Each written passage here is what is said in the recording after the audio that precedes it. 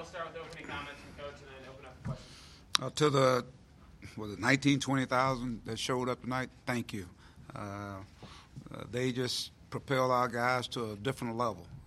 Something that, if you're talking about being dialed in, taken to the next level, those are the kind of performances that you want to see, where things are not going, the way you want them to go. We're down with like less than 4 minutes to go, but it looked like it was our go time. I thought our guys really turned up a notch on defense. We inserted Orlando Cook in the lineup, and I thought it was a big difference in the regulation time.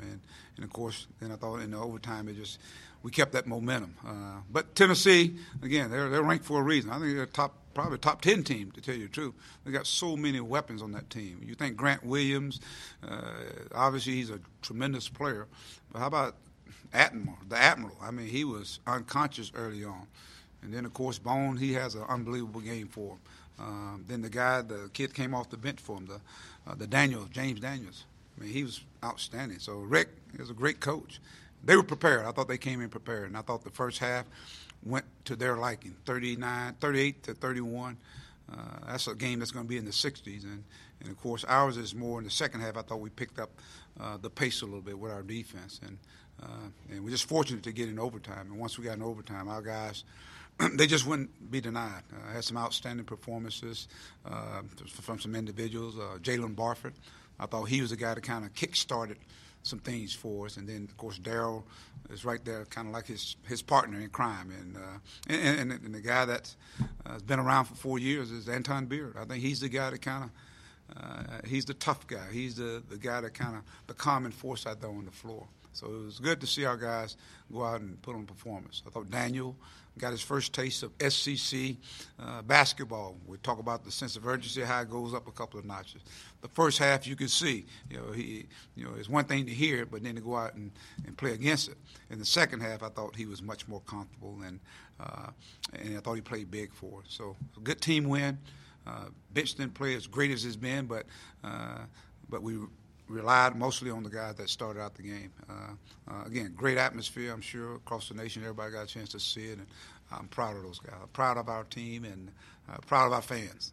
They're the best. All right, we'll open up the questions. Mike, in a game where you're struggling in a lot of areas, how comforting is it just to look out there and see Jalen and Darryl at the guard positions and what they did in that game? Well, we talk about, when you're talking about trying to go to that next level, you got to have guys who can make plays. So it's good to see them be in position to make plays. We didn't have some of the other things going for us, but those guys, they had the confidence to go out and make plays. And sometimes, mostly, it was just making plays in space, whether it be getting to the free throw line. We had the free throw lines, I think, four shots in the first quarter. And we end up that's being the difference in the game. And we didn't shoot as good as I think we're capable of shooting, and it almost came back to haunt us. But it's good when you can have guys that can make plays. That makes a big difference. Mike, you called timeout with 10.9 seconds left in regulation. What were you looking for coming out of the timeout when Darryl took the three? And obviously he disappointed, he missed it, but then he scored 13, didn't miss a shot or a free throw in overtime. What do you think is playing overtime, and what were you looking for coming out of that timeout? Well, coming out of that, I wanted the ball in his hand to make a play, whether he get to the, get inside or get a foul, get to the free throw line. I want the last shot. And so it was designed to put the ball in his hand. And of course, he's been shooting the ball well, so, it hit the back of the rim. We actually got a tip on it, too. I think C.J. hit it. And then, of course, the worst thing you're going to be in overtime. And a lot of times that overtime the momentum continued, I thought, in overtime. And before you know it, defensively our guys were dialed in. We got some of their key guys in foul trouble. Williams was in foul trouble. I think the Bowden kid, he fouled out. So and Schofield fouled out. And we still had some guys that, they had foul problems, but they were still in the game. And I thought that was a big difference. But even with those guys in there, they wouldn't go away. They banked 3 threes. I looked up, I thought we was up 11 points at one time in overtime. And before you know it, they cut it to 2 points. But in these kind of games, you just want to find a way to win. And we did, whether it be in overtime or you just want to be on the right side of that column.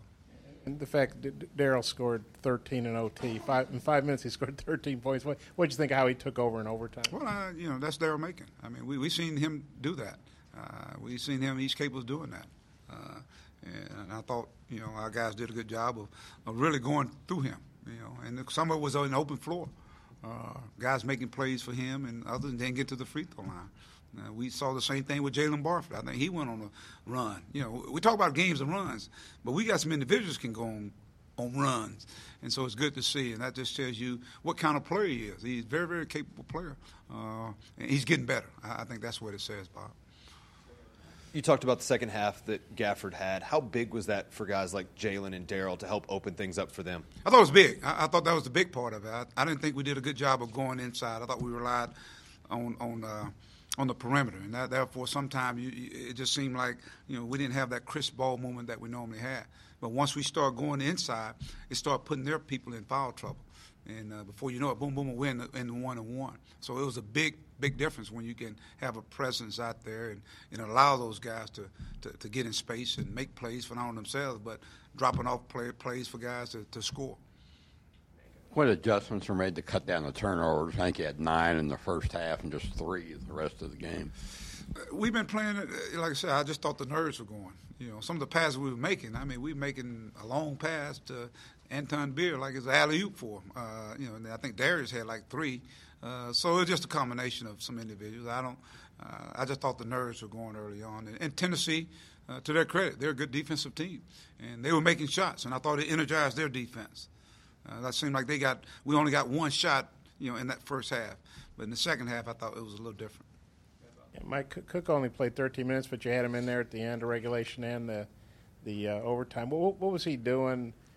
Maybe that doesn't show up in the box score that you liked, and what was the reason you decided to go with him there? Well, I kind of completely forgot him in the first half, and that's all I've been talking about him because his play dictates he needs to be out there on the floor because I think he's a guy that does all the little things, whether it be screening to get guys open, popping out to get the ball to reverse it, fixing things on defense. He can guard a guard, he can guard a forward, and if he don't get a rebound, he gonna knock it out. He gonna do something, and he plays with that edge that I like, and so I think he just. He's one of those glue guys to make everybody else better, and I think he can play in big moments. He's experienced, so I like his experience, and we'll see him out there a whole lot more. I just thought we were in a much better flow with him out there on the floor.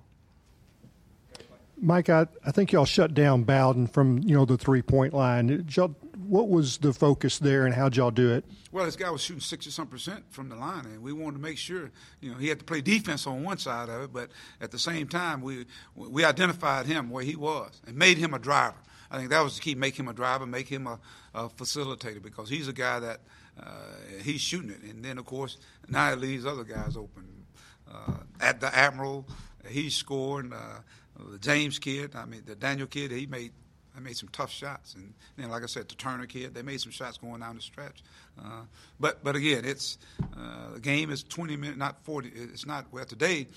I always say it's 40 minutes, but it was 45 minutes, and to see some guys the minutes they played, that was I think Daryl played 41, Anton played 42, and that means they had to really dig deep. They really dig deep. But I thought our team kind of identify the guys we wanted to make them work. We wanted to make even Grant Williams work, and he's a workhorse for him. But again, we did enough to win the game. I think that's what it was. The time ran out on Tennessee, and literally did when you look at the score.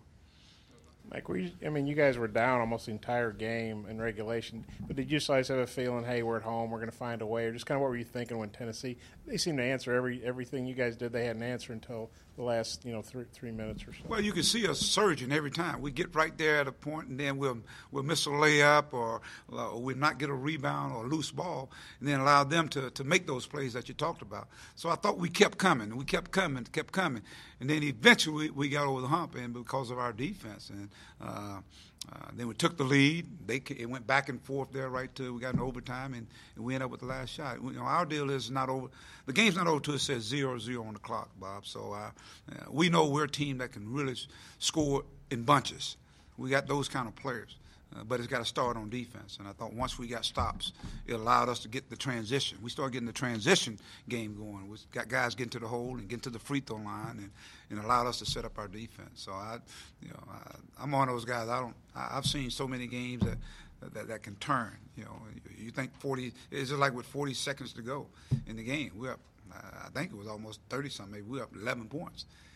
it can change. Real, trust me, it can change. So, so our guys continue to keep the faith in each other. I think they kept the faith in each other. Anything else? All right, Happy New Year to everybody, and go Hogs.